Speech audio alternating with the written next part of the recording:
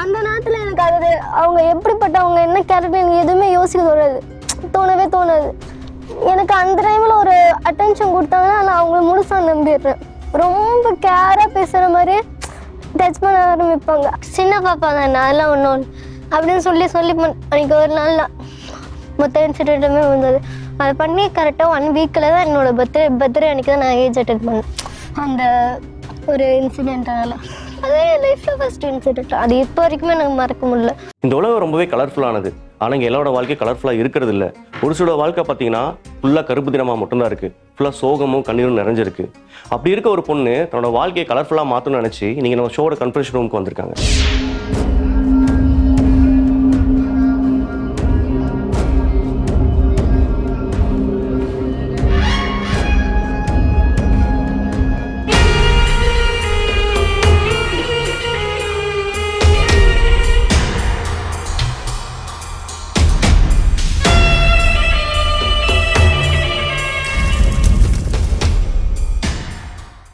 தன்னோட 10 வயசில் ஒரு காமோட வலையில் சிக்கி தவிச்சிருக்காங்க. அண்ணா தானே தப்பில்லைன்னு சொல்லி இந்த பெண்ணை சீரழிச்சிருக்கான் ஒரு காம அரக்கன். இதெல்லாம் மறந்து வருஷங்கள் கடந்து வாழ்க்கையில் பல அடிகள் பட்டு குடும்பத்துக்காக கஷ்டப்பட்டு சம்பாரிச்சிருந்த டைமில் அவங்க தம்பி சொந்த வீட்டிலே தேடி இருக்கான். வணக்கம், சொல்லுங்க. என் பேர் காலேஜ் படிச்சிருந்தேன். இப்போ டிஸ்கண்டினியூ பண்ணிவிட்டு இப்போ ஜூனியர் ஆர்டிஸ்டாக போயிட்டு இருக்கேன். பாஸ்டில் நடந்த சில விஷயத்தினால இப்போ வரைக்குமே அதுலேருந்து என்னால் ரிலீஃப் ஆக முடியல. ஓகே. 10 ஏஜ் இப்போ தான் ஃபஸ்ட் டைம் அரெஸ்ட் ஆனேன் நான். ஓகே. அரெஸ்ட் ஆனதுக்கு அப்புறம் தான் நான் ஏஜ் அட்டனே பண்ணேன். சரி, என் பர்த்டே அன்னைக்கு. அப்போ நான் 5th ஸ்டாண்டர்டு மேல் வீட்டான மொட்டை மாடியில் நிற்கிறதுனா எனக்கு ரொம்பவே பிடிக்குமா. போய் பாடி பார்த்து நான் ரொம்ப பிடிக்கும்.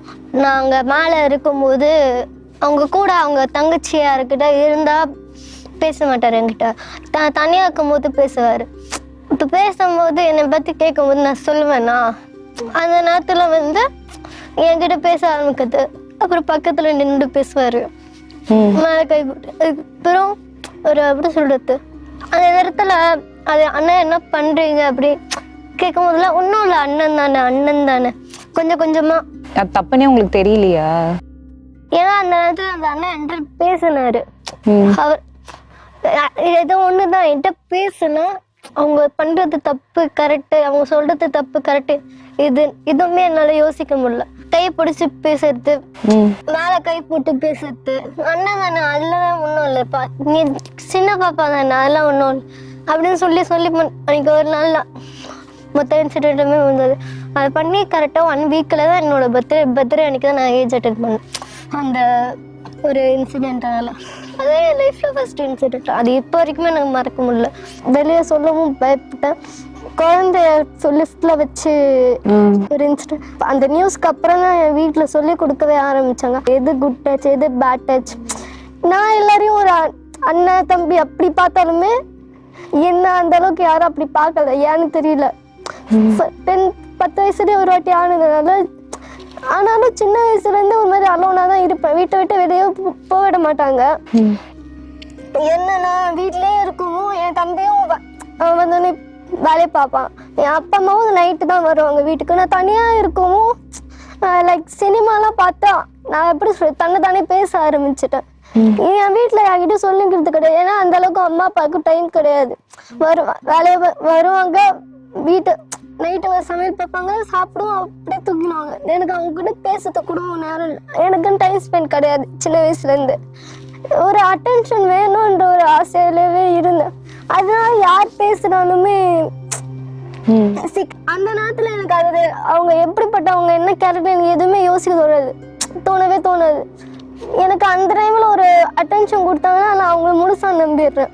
ரொம்ப கேராக பேசுகிற மாதிரி டச் பண்ண ஆரம்பிப்பாங்க. அதுக்கப்புறம் தான் நான் சரி ஓகே நமக்குன்னு ஒரு ஃபேஷன் வச்சுக்கிற நம்ம ஒரு ரூட்டில் போகலான்னு பார்த்தா பாடி ஷேமிங். அந்த ஒரு இடத்துல ரொம்ப டிசப்பாயின்மெண்ட் ஆகிட்டேன்.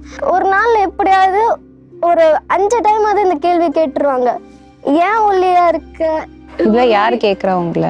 என் அம்மாவே கேட்குறாங்க. நான் யாருக்கிட்ட போய் சொல்லலான்னு சரி நம்ம அப்பா அம்மா கிட்டையாவது இதை ஷேர் பண்ணலான்னு நினச்சேன். என் அப்பா அம்மாவும் கேட்குற கேள்வி இதுதான். மென்டல் சீக் இருக்கிற பொண்ணு மாதிரி பண்ணுறன்ற மாதிரி ஒரு பேர் வந்துருச்சு ஒரு இடத்துல. அதே மாதிரி ரொம்ப அமைதியாக இருந்தாலும் என்னடா இந்த பொண்ணு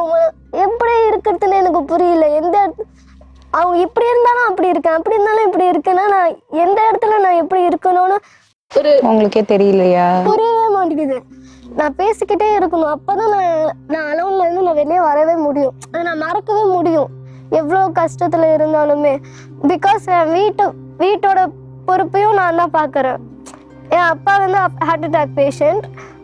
அப்பா உடம்பு சரியான பத்திலேருந்து நானும் அம்மாவை மட்டும் தான் பார்த்துட்டு இருக்கோம். என் தம்பியால தான் பாதி லைஃப் போச்சுன்ற மாதிரி ஃப்ரீ ஃபயர்னு ஒன்று வந்துச்சு.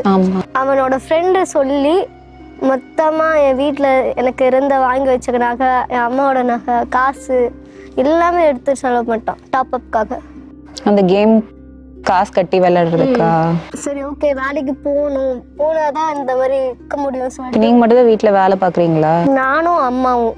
அம்மா என்ன வேலை பாக்குறாங்க? அம்மா பேக் கம்பெனியில ஸ்டிச் பண்ணிட்டு இருக்காங்க. ஓகே. அம்மாவுக்கும் மாச சம்பளம் தான். இப்ப நான் போடுறது மட்டும்தான் டெய்லி சேலரி, அதுவும் 2 டேஸ்க்கு 1 டைம்ஸ் தான் அப்படிதான் வரும். இப்போ நான் போனாதான் வீட்டில் சாப்பாடு செலவுக்கே ஆகும். இவனாலே நான் வேலைக்கு போகணுன்ற நிலைமை ஆயிடுச்சு. என் படிப்பு நிப்பாட்டி. தம்பி படிச்சுட்டு இருக்காங்களா? அவனும் நின்றுட்டான். அவனுக்கு விருப்பம் இல்லாமல் நின்றுட்டான். எனக்கு நிறுத்திட்டாங்க.